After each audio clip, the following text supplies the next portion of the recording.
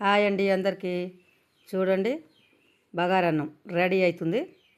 ఇప్పుడే దమ్ముకేసినాం, ఎసురంతా గుంజేసింది. కట్టెల పొయ్యి మీద వండుతున్నాం. దీని తర్వాత నాటుకోడి. చూడండి, మా అల్లుడు అలవెల్లిపాయ రుబ్బుతుండు. మా అక్క, మా మనవరాలు మంచిగా అందరూ సరదాగా చెట్టు కింద కూర్చొని వంటలు చేసుకుంటున్నాం. అన్నమైంది. అగో కూర గిన్నెకి మట్టి రుద్దుతున్నాను. ఎందుకంటే కట్టెల పొయ్యి మీద పెడితే అంతా మసి అంటుతుందండి. కాబట్టి కొంచెం నూనె మట్టి రుద్దినం. అగో మా అల్లుడు చూడండి, నేనే వండుతా అక్కడ నాటుకోడి, మీకు వండరాదంటూ మమ్మల్ని ఇద్దరిని అత్తల్ని పక్కకు పెట్టి తనే పొయ్యి కాడ కూర్చుండు వండడానికి. నేను వండుతా చూడండి ఈరోజు అని. మా చిన్న మనవరాలు ఆడుకుంటూ ఆడుకుంటూ అవి ఇవి మాట్లాడుకుంటూ కూర్చుంది. అగో మాలుడు అండి మసాలా వేస్తుండు. నాటుకోడి కూర బాగా రుచిగా వండుతానంటూ తాలింపుకి సిద్ధం చేస్తుండు అన్నీ.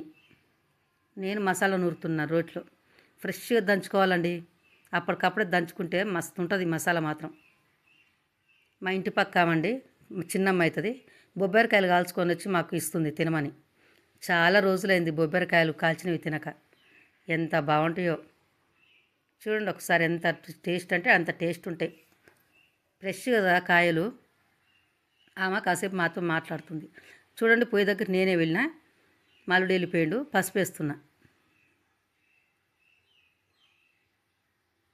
పసుపు వేసిన తర్వాతకి అల్లం వెల్లిపాయ కూడా వేసుకుంటాం. చూడండి, ఇప్పుడు అల్లం వెల్లిగడ్డ. ఎందుకంటే మంట తక్కువ చేసినాం, కట్టెల పొయ్యి కదా, పెద్దగా మంట వస్తే తొందరగా తాలింపు మాడిపోతుందని పొయ్యి జర స్లోగా చేసినాం అనమాట. కొంచెం కొత్తిమీర పుదీనా కూడా కలుపుతున్నాం తాలింపులో. మంచిగా 4 పక్కల కలుపుకోవాలండి.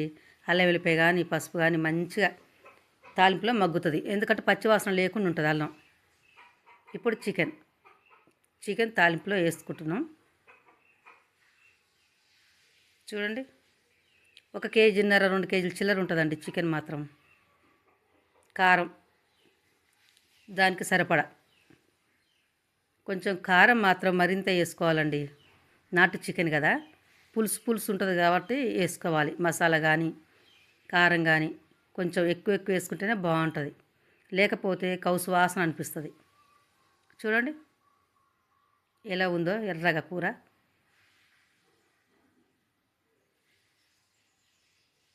మా పెద్ద మనవరాలండి ఈమె. చిన్న చిన్న కథలు వస్తాయి, అప్పుడు నేను చెప్తా కదా ఈమెకు, అవన్నీ చెప్తుంది. మళ్ళీ నా దగ్గర కూర్చొని జోక్గా మాట్లాడుతూ కథలు చెప్తుంది తిరిగి మళ్ళీ నాకే. చాలా సరదాగా ఉంటుంది అమ్మాయి. 3rd క్లాస్ అవుతుంది ఇప్పుడు. వంట అయిపోయిందండి, తినడానికి కూర్చున్నాం. చూడండి, ముందుగా మా అల్లుడికి పెడుతున్నాం పూరి, కాస్త అన్నం, చికెన్. మా చిన్నక్కండి ఆమె. మేము అందరం పెట్టుకొని తింటున్నామండి. చూడండి ఎంత సరదాగా ఉందో కుటుంబం అంతా ఒక దగ్గర కూర్చుంటే. చాలా బాగుంటుందండి ఇట్లా